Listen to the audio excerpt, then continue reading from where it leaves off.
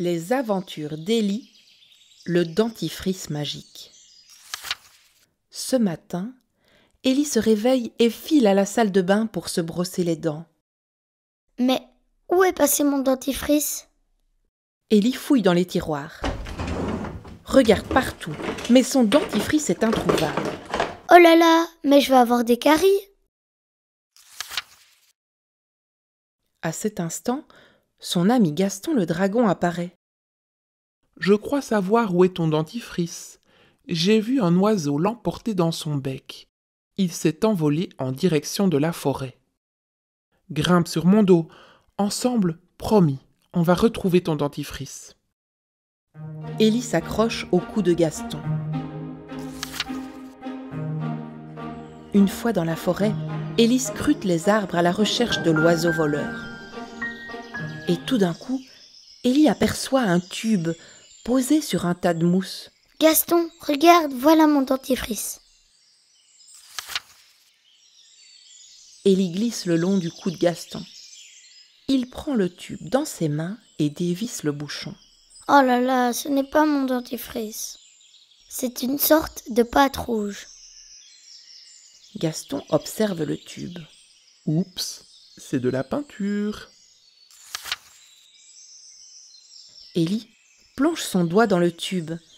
Puis, il remonte sur le dos de Gaston et lui barbouille le nez. Tu ressembles à un clown. Attends, tu ne perds rien pour attendre. Rit son ami le dragon. Il barbouille alors les joues d'Élie. Les deux amis sont pris d'un fou rire. Ils sont tellement drôles comme ça, Bon, c'est pas tout ça. dit Élie. Maintenant, il faut retrouver mon dentifrice. Élie et Gaston reprennent la route. Soudain, Élie s'exclame. Regarde Gaston, on l'a trouvé. Élie prend le tube dans sa main. Il dévisse le bouchon, mais surprise, c'est une pâte verte. Gaston, ce n'est pas mon dentifrice. C'est de la peinture verte. Élie regarde autour de lui. En apercevant les feuilles d'automne, il dit « Elles sont un peu tristes. Je vais les peindre en vert. Et il se met à barbouiller les feuilles de peinture. Tu as raison, Dit Gaston. elles sont bien plus jolies. Bon, avec tout ça, on n'a toujours pas retrouvé mon dentifrice. Élie et Gaston reprennent la route. Au bout d'un moment, ils tombent sur un tube. Cette fois-ci, c'est de la peinture jaune. Gaston, vole vers le ciel. J'ai une idée. Le dragon agite ses ailes et bientôt, les deux amis se retrouvent au milieu des nuages. Élie sort le tube de peinture jaune et dessine un magnifique soleil qui scintille de tous ses rayons en chassant les nuages. Bravo, Dit Gaston. grâce à toi, il fait beau.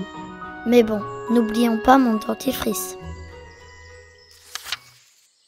Un peu plus loin, ils tombent sur un lac. Au milieu, ils aperçoivent un crocodile en maillot de bain. Dans sa patte, il tient le tube de dentifrice. Mais S'indigne Élie. ce dentifrice est à moi. Le crocodile est un peu gêné. Pardonne-moi, mais je dois avoir les dents blanches et la laine bien fraîche. J'ai mon premier rendez-vous avec Crocodilette et je suis amoureux. Bon, maintenant que tu as les dents blanches, tu me le rends. Dit Élie. Et le crocodile lui tend le tube. Enfin, Élie a retrouvé son dentifrice. Gaston, maintenant on peut rentrer à la maison. Gaston déploie ses ailes. Il a le nez rouge, Élie a les joues peintes. Les feuilles sont vertes et un magnifique soleil brille dans le ciel.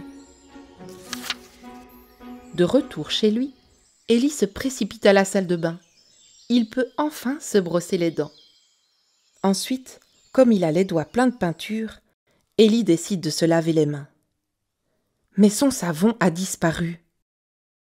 Tout à coup, Fripouille la grenouille bondit sur l'évier, tenant le savon dans sa main.